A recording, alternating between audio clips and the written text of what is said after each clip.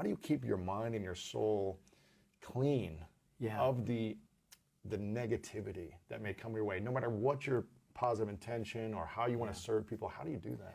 Yeah, it was tricky. It was interesting at first because, you know, when I first started ministering, it seemed like everybody loved me and everybody was for me. Then you get a little notoriety, and some of that turns, and when you're not hard enough, or you're too soft, or just different things people don't understand. But one thing that helped me, Lewis, is my personality is to want everybody to like me, want everybody to accept me. So, you know, somebody asked me to go mow their lawn, I'll probably do it because, you know what, I want to do good for you.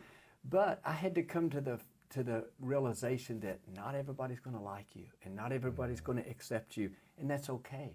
Because, you know, I go back to the scripture, you know, you can't reach your destiny without people being against you. And even, you know, you look about, you know, if you look at from a Christian point of view, we wouldn't have salvation if Judas had not betrayed Jesus. And so a betrayal was in Jesus' destiny to fulfill God's plan. So I think sometimes we think, well, you know what, I'm not doing anything wrong. Why are these people against me? But I think you have to take it as, okay, some people are not going to understand you. They don't want to understand you.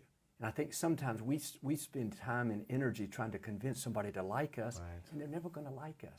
I think it's helped me to say, okay, there's a percentage that are not going to like you, not going to understand you, and that's okay.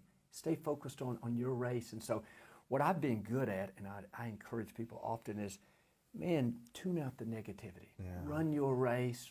I believe we only have so much emotional energy each day.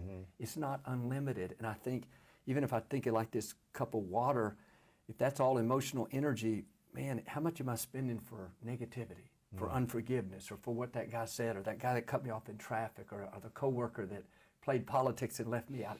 All that energy, that water that I'm giving to that's energy that I don't have for my dreams and my goals. And it helped me to realize that emotional energy is not unlimited. And so if I sit there thinking about what the critics said, or how can I pay them back, or I'm going to get even, man, I need that to come on the School of Greatness and be with you. I need that to love my kids. I need that to go work out this afternoon. So life is too short to waste any of our emotional energy on things that don't matter. And I think, Lewis, a lot of times we fight battles that are not significant. They're not between us and our destiny. It really doesn't matter what somebody said about you in one sense. Now, you know, if it's your boss, or if it's, I say this, if it's not between you and your destiny, it's a distraction. And I think it's easy to get distracted. And I'll tell you, I have minister friends. I can listen to them sometimes. I think, guys, you're preaching to the critics. You're trying to straighten out your critics. And everybody in your audience loves you. But you got a letter or a tweet or from somebody that said you didn't do this or that. And we become defensive. And I think that's, even you mentioned that podcast you listened to about keep your walls up. You got to keep things out of your heart. Because they're going to come. Offenses are going to come. People aren't going to understand this. They're going to do things. But you got to keep your heart from a pure place. Otherwise, you become defensive and you start changing. And, you know, if I listen to critics, you know, I'll be harder this way and I'll be easier this way. And you'll forget who you are. So I try to tune it out. I love that.